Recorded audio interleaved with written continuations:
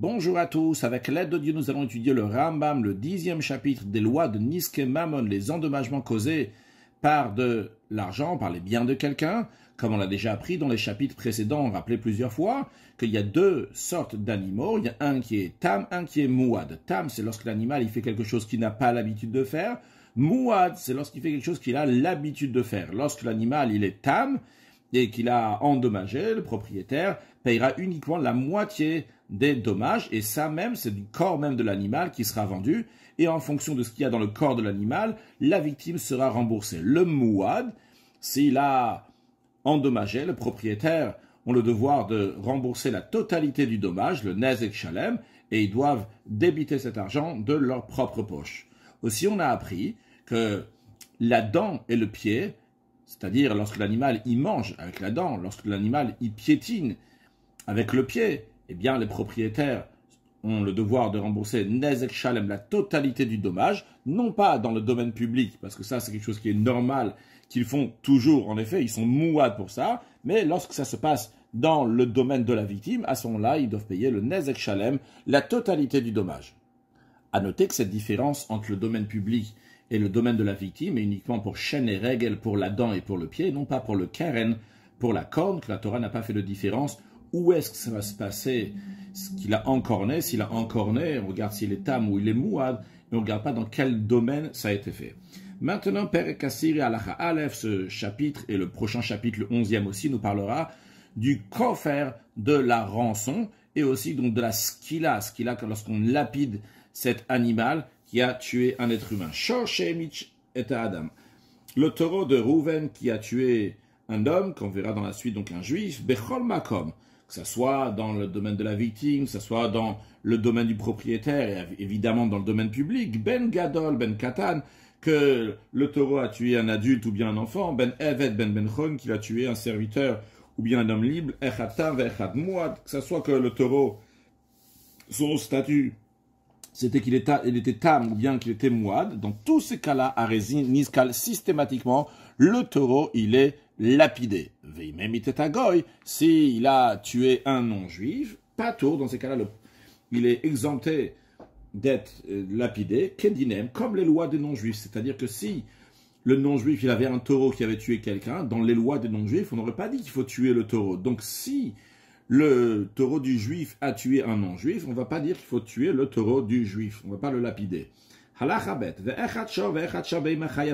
quand on dit un taureau, en effet, la Torah dit garchor, lorsque le taureau va encore mais c'est pas seulement encore un taureau, ça c'est même un autre animal, une bête sauvage, même un oiseau qui ont tué un être humain, Ariel ou Niskalim, ils sont lapidés.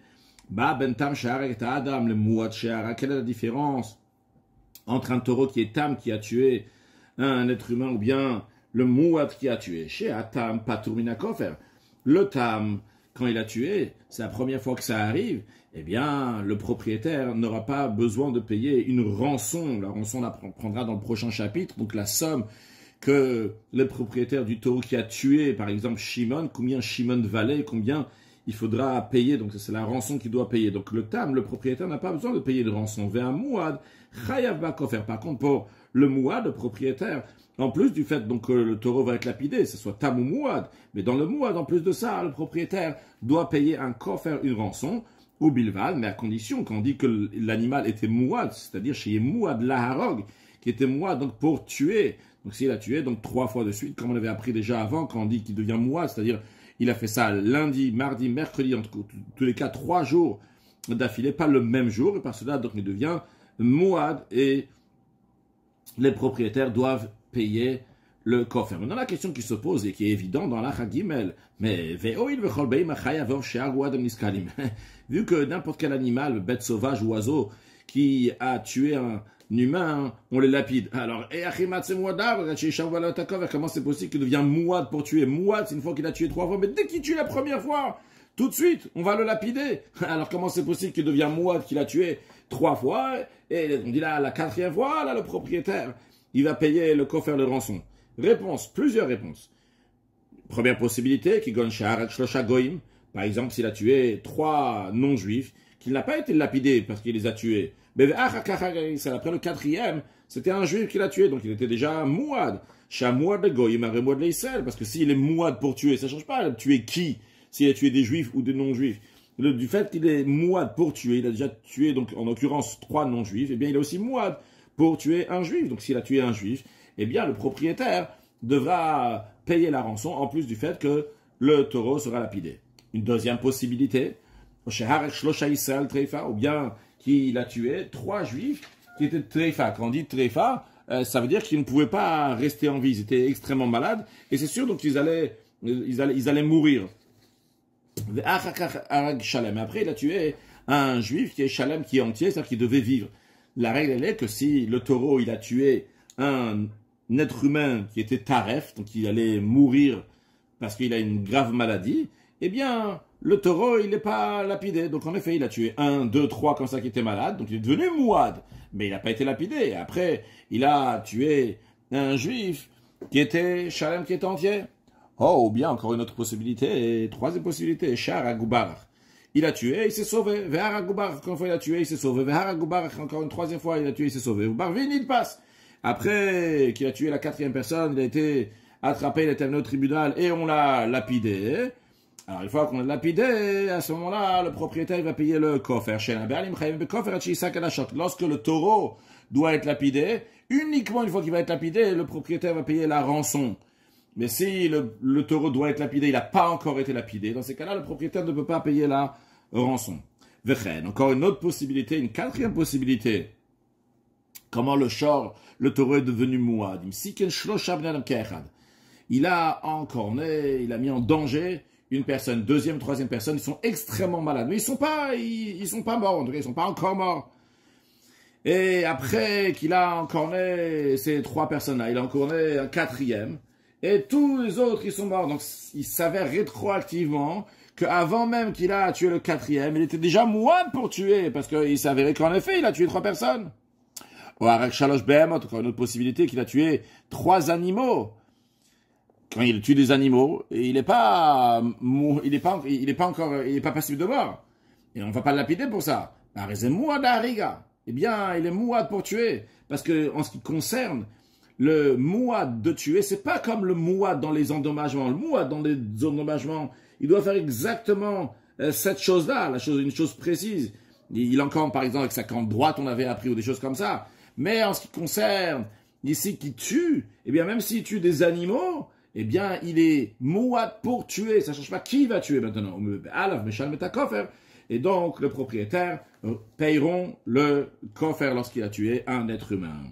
De même, dans un cas qu'il y a 2 témoins qui ont vu le taureau qui a encorné. Pardon, Balachor. Ils ont vu un taureau qui a encorné. Et ils savaient que ça venait du troupeau de Shimon, par exemple. Ils sont sûrs que c'est chez lui. Ils ne savent pas c'est qui le taureau. Parmi les taureaux qui appartiennent à Shimon, ils ont vu que c'est sorti de son enclos, du troupeau de Shimon. Un taureau, un jour, il a encorné. Un 2e jour, un taureau, il est sorti encore. Un 3e jour, un taureau, il est sorti, il a encorné. Mais ils ne savent pas exactement c'est lequel. Ou Barvit. Et la 4e fois qu'il y a un encornement qui sort du troupeau de Shimon. Ils ont vu que c'est tel et tel taureau qui a encorné aujourd'hui la 4e fois. Eh bien, bien que le témoin, ils ne savent pas si les 3 premières fois, c'était ce taureau-là qu'ils ont vu aujourd'hui pour la 4e fois. Est-ce que c'est le même 3 premières fois? Mais on sait que c'est du même enclos. Au Acharaya, c'est possible que c'était un autre. Eh bien, quand même, vu que les propriétaires ont été avertis qu'ils ont dans leur troupeau un taureau qui a tué 3 fois, eh bien, ils auraient dû garder tous les animaux, tout le troupeau. Vu que les propriétaires n'ont pas gardé, mais ils doivent payer le coffre, bien que c'est possible que le taureau qui a encorné aujourd'hui pour la 4e fois, c'est pas le même taureau qui a encorné les 3 fois précédentes. Mais il y a ici un troupeau dans lequel il y a du mouad. Le propriétaire a le devoir de garder son troupeau en faisant très attention parce que il y a du mouad dans son troupeau. Il n'a pas fait attention. Eh bien, il doit payer le coffre. Halacha dalet. Lorsque la Torah elle dit qu'un taureau il a tué un homme Et suite à ça, donc on dit que le taureau va être lapidé. Après, il y a écrit Gampe alav yumat et que les propriétaires vont être mis à mort. Mi piachmoa lamdou. Par tradition orale, comme ça on reçu les sages. Donc depuis Moshe Rabbeinu, Chayav mitabide shamen, qu'on dit qu'il va mourir, c'est pas que le tribunal va le mettre à mort, mais il est passif de mort par les mains du ciel. Donc c'est ce que Dieu va s'occuper de lui.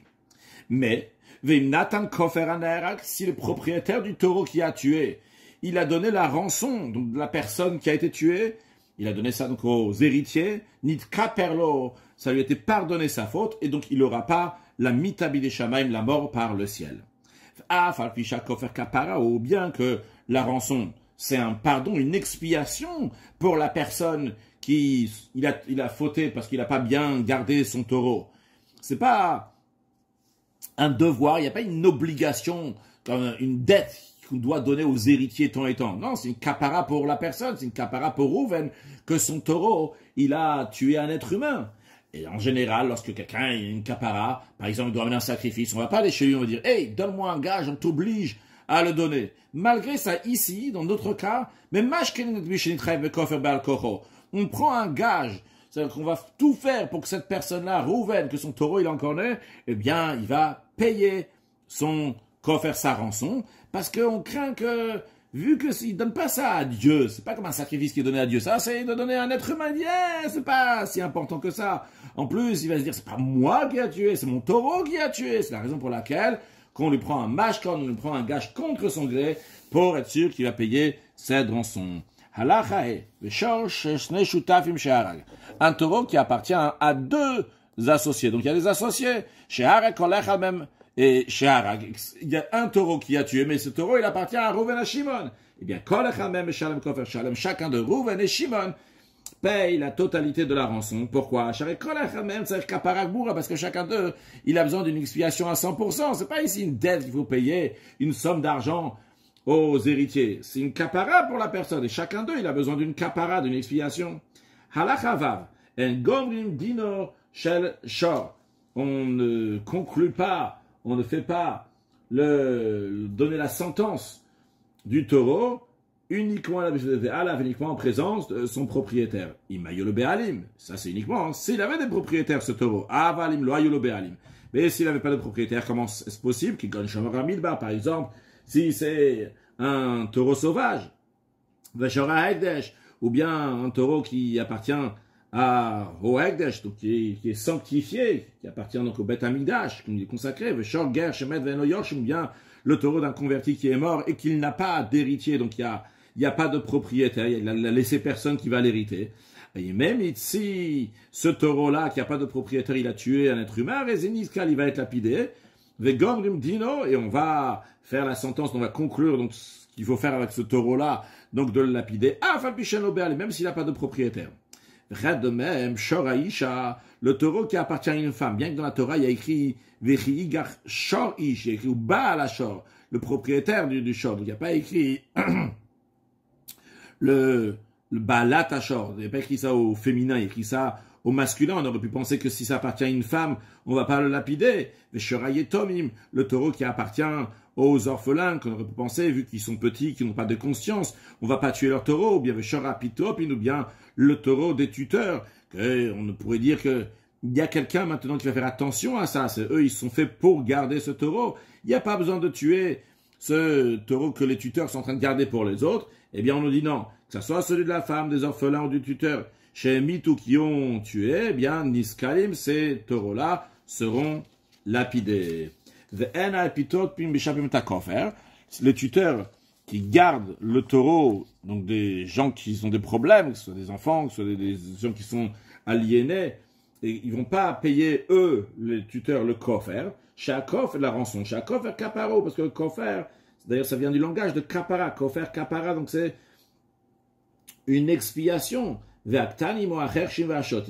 Et les mineurs, les sourds-muets et les aliénés, ils n'ont pas donc de devoir que des shiutsirim kapara pour qu'on va leur dire, vous avez besoin d'une expiation, vu qu'ils ne peuvent pas de devoir, ils n'ont pas de responsabilité. Un bœuf qui est treifa, donc comme on a dit, donc il est malade et il va mourir dans l'année qui suit.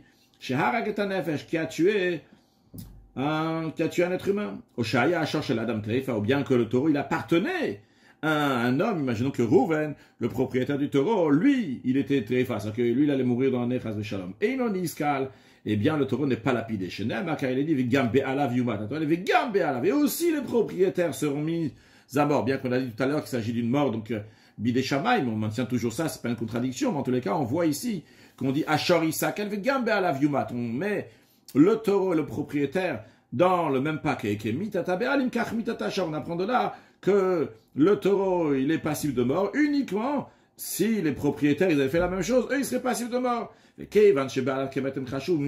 que les propriétaires, ils sont déjà considérés morts, vu que ils vont mourir dans l'année qui suit, suite à cette grande maladie qu'ils ont, si les propriétaires eux-mêmes, ils avaient tué un homme, on ne les aurait pas tués eux-mêmes, vu qu'ils sont déjà considérés comme morts.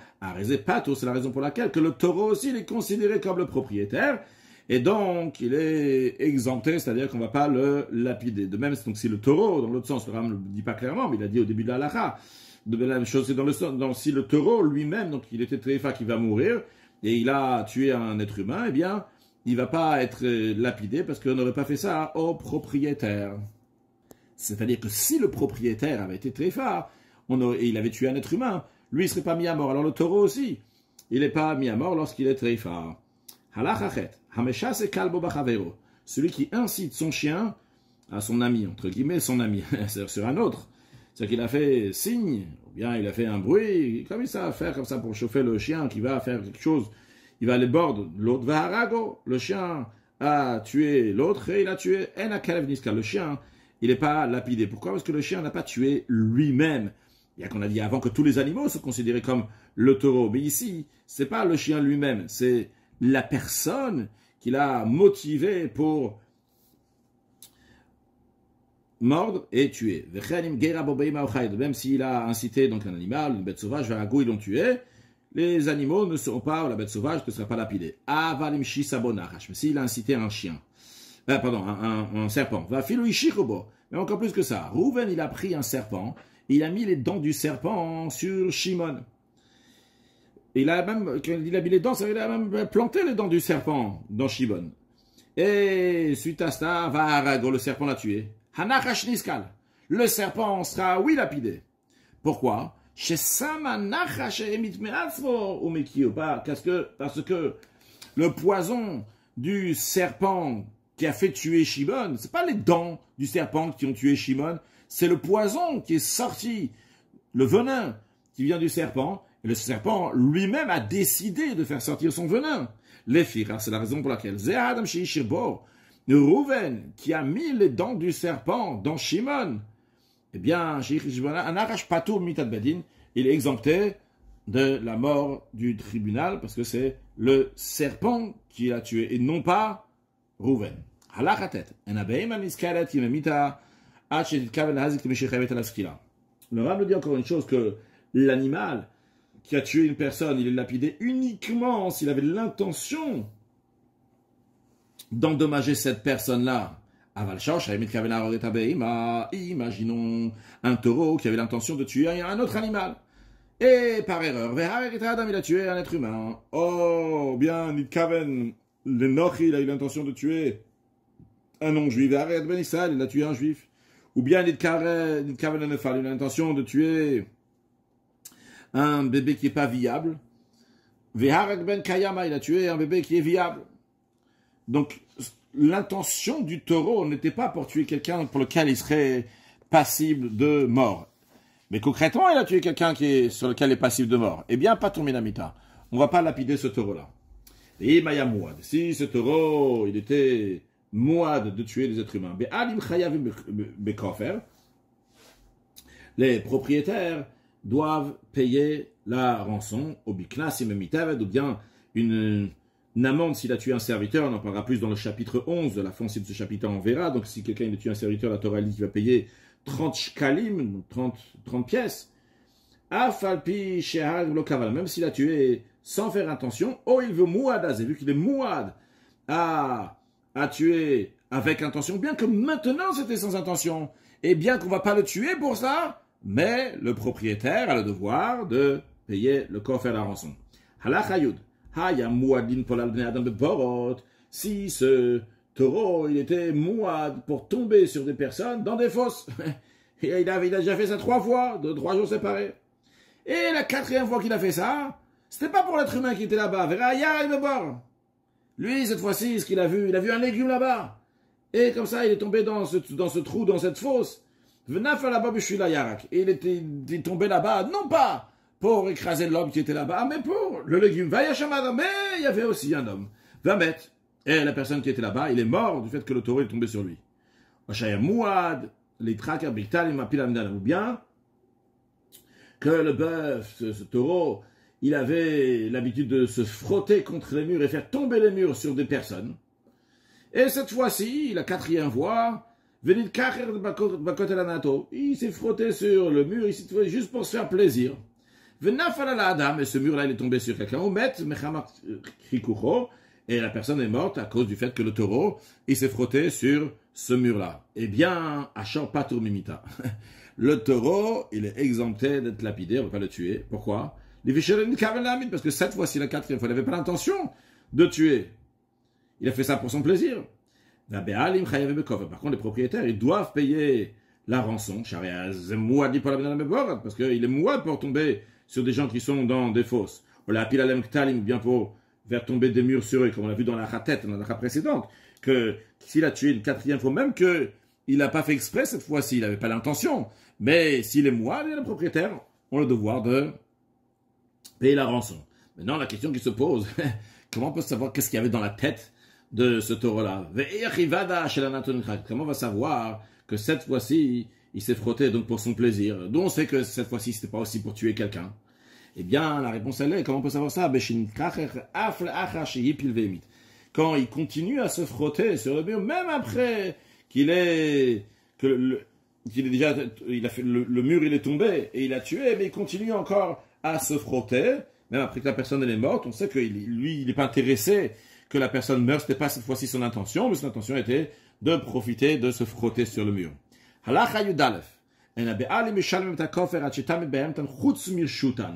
Les propriétaires ont le devoir de rembourser la rançon uniquement si leur animal a tué à l'extérieur de leur domaine. Mais si le taureau de Rouven, il a tué quelqu'un dans le domaine de Rouven, bien que le taureau, il va être lapidé, mais les propriétaires n'ont pas le devoir de payer la rançon, de la même manière qu'ils sont exemptés de payer lorsque leur taureau, il a endommagé dans leur domaine. Kate, ça commence là. Celui qui rentre dans le domaine du propriétaire, donc dans le domaine de Rouven, sans la permission de Rouven, va filer ça, même s'il est rentré là-bas, parce que Rouven devait de l'argent à Shimon, c'est pour ça que Shimon il est rentré au Chovo, ou bien parce que c'est pas un salaire qu'il lui devait, mais c'était une dette qu'il lui devait. C'est pour ça que Shimon il est rentré chez Rouven. Et le taureau de Rouven a encorné Shimon va mettre et Shimon il est mort. Achor Biskila, le taureau sera lapidé. Vea Béal et le propriétaire sont exemptés de payer la rançon. Parce que Shimon n'a pas le droit de rentrer dans le domaine de Rouven sans la permission, sans le consentement de Rouven.